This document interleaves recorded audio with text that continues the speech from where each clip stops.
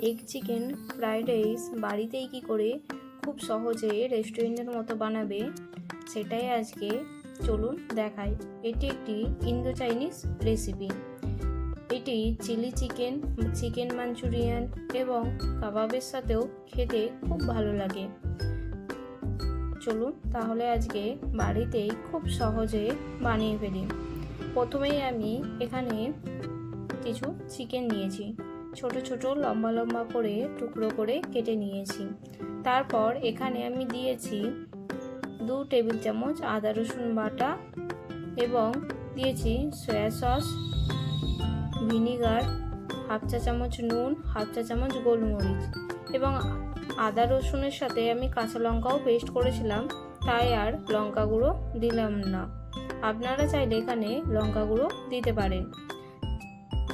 তারপর একটি কড়াইয়ে তেল দিয়ে গরম করে তারপরে যেই চিকেন ম্যারিনেট করে রেখেছিলাম সেইগুলি দিয়ে দেব।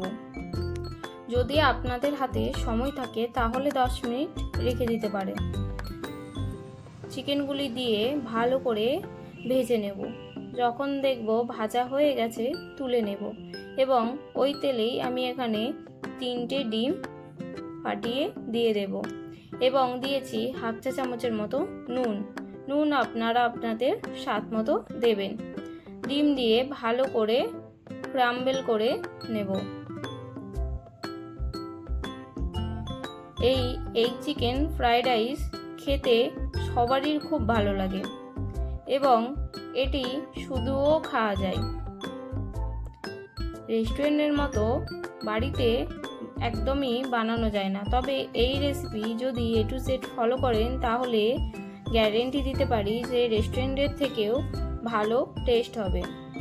ডিমগুলি ভেজে তুলে নিয়ে আমি এখানে আর একটু তেল দিয়ে দিয়েছি রসুন কুচি, আদার কুচি দিয়ে ভালো করে ভেজে নেব।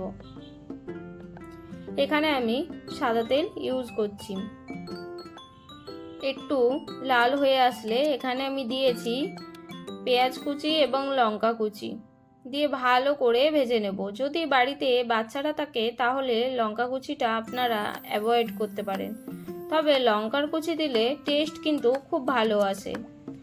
পেঁয়াজ, আদা, রসুন সব ভাজা হয়ে আসলে এখানে আমি লম্বা লম্বা করে কেটে রাখা গাজর এবং ক্যাপসিকাম দিয়ে দেব। দিয়ে ভালো করে একটু ভেজে নেব। আপনারা চাইলে এখানে বিনসও দিতে পারেন, আমার কাছে ছিল না তাই দিইনি। এখানে আমি দিয়েছি হাফ চা চামচের মতো নুন এবং গোলমরিচের গুঁড়ো। গোলমরিচের গুঁড়ো দিলে ফ্লেভারটা খুব সুন্দর আসে। আপনারা অবশ্যই এইভাবে একবার করে দেখবেন। তারপরে এখানে আমি যেই চিকেন এবং ডিম ভেজে রেখেছিলাম সেইগুলি দিয়ে দেব। দিয়ে ভালো করে নেড়ে চেড়ে একটু ভেজে নেব।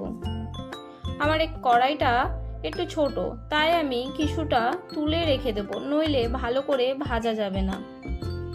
আমি দুবারে ফ্রাইড রাইসগুলো ভেজে নেব। এখানে আমি হাফ তুলে রেখে দিয়েছি, বাকি হাফেতে এখানে আমি আগে থেকেই ভাত করে রেখেছিলাম।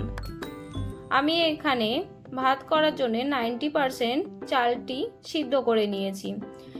চালে দিয়েছিলাম তেল এবং নুন দিয়ে সেদ্ধ করে রেখে দিয়েছিলাম। একটু ফ্যানের নিচে মিলে রাখলেই এইরকম ঝরঝরে হবে। আর আপনারা চাইলে অবশ্যই নামানোর সময় একটু ভিনিগার দিয়ে দেখবেন, তাহলে আর ভেঙে যাওয়ার ভয় থাকবে না। এখানে আমি দিয়েছি অল্প সয়া সস এবং চিলি সস দিয়ে ভালো করে নেড়ে চেড়ে নেব। আপনারা এখানে একটু হট গার্লিক সস দিতে পারেন, তাহলে আরও ভালো টেস্টটা হয়, তবে আমার কাছে ছিল না তাই আমি চিলি সস দিয়ে দিয়েছি। তারপরে এখানে আমি অল্প নুন এবং চিনি দিয়ে ভালো করে ভেজে নামিয়ে নিয়েছি। দেখুন হয়েছে না রেস্টুরেন্টের মতো। আমি এটি কাবাবের সাথে সার্ভ করেছিলাম। কাবাবের রেসিপি আমার পেজে অলরেডি দেওয়া আছে, আপনারা চাইলে দেখে নিতে পারেন। এখানে আমি হারিয়ালি কাবাব বানিয়েছিলাম এবং পেঁয়াজের সাথে সার্ভ করেছিলাম। এখানে মশলা অনিয়ন করেছিলাম। অবশ্যই একবার বাড়িতে বানিয়ে আমাকে কমেন্ট করে জানাবেন।